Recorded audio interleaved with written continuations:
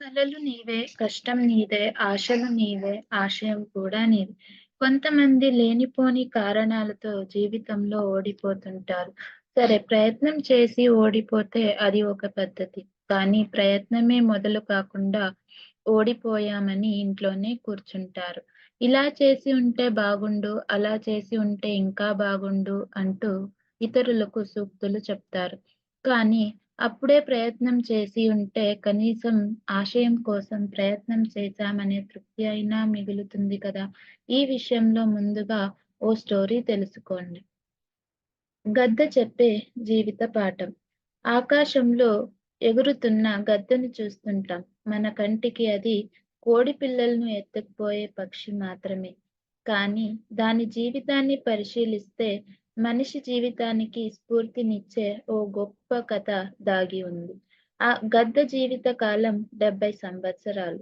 గద్దకి 40 ఏళ్లు వచ్చేసరికి గోళ్ళు బాగా పొడవుగా పెరిగి ఆహారాన్ని పట్టుకోవడానికి సహకరించవు.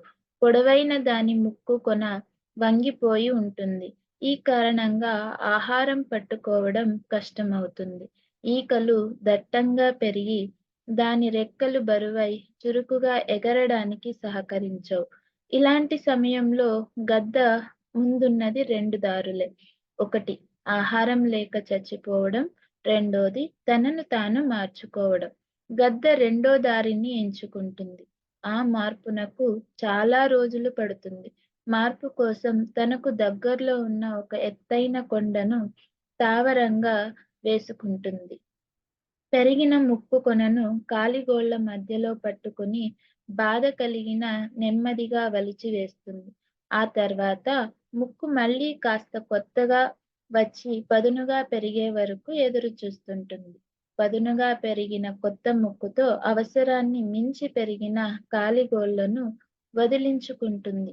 ఆ తర్వాత తన ఈకలను తానే పీకేస్తుంది. అలా మళ్ళీ కొత్తగా జన్మిస్తుందన్నమాట.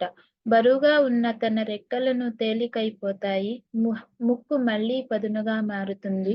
గోళ్ళు ఏదైనా పట్టుకుంటే వదలకుండా తయారవుతాయి. మళ్ళీ బతుకు పోరాటంలో దూసుకెళ్తుంది. గద్ద జీవితంలో ఎంతో గొప్ప స్ఫూర్తినిచ్చే స్టోరీ ఉంది కదా! చిన్న చిన్న విషయాలకే కృంగిపోయి జీవితాన్ని నాశనం చేసుకునే బదులుగా పోరాడితే గెలుపు మీ కాళ్ళ దగ్గరికి వస్తుంది. మనం గెలవాలంటే మనలో మార్పు తప్పనిసరి. అక్కడే ఆగిపోతే మిమ్మల్ని మీకే చూసి మీకే బోర్ కొట్టేస్తుంది. ఇక సమాజం మిమ్మల్ని పట్టించుకోవడమే మానేస్తుంది. నీ రాత రాసేది ఎవరు? నీ దారి మార్చేది ఎవరు?